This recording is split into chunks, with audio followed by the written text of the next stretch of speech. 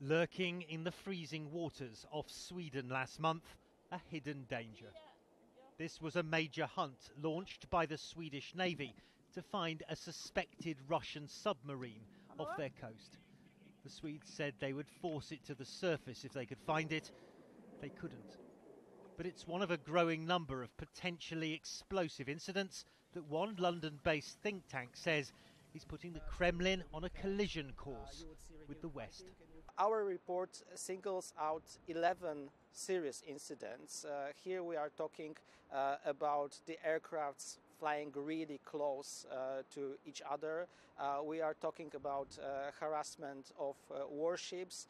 We are talking about simulated attacks conducted by the Russian fighters against targets in Sweden, Denmark and the United States.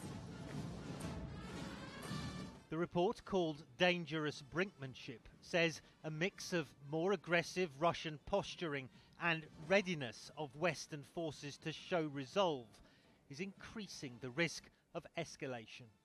As well as the 11 serious incidents, the report also details 3 high-risk ones, which in its view carried a high probability of causing casualties.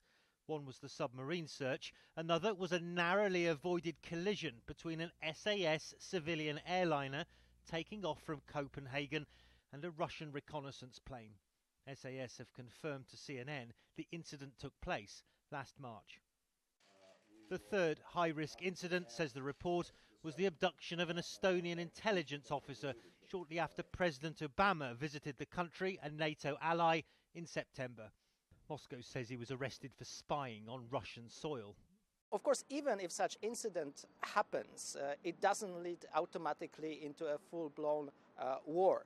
The problem is that we have less and less direct contact between the militaries on the both sides. And if we don't have this kind of established channels of communication, even one incident can simply lead to an escalation that neither of the sides really want. It may not be a new Cold War with Russia, not yet, but the risk of miscalculation has echoes of that much more dangerous time.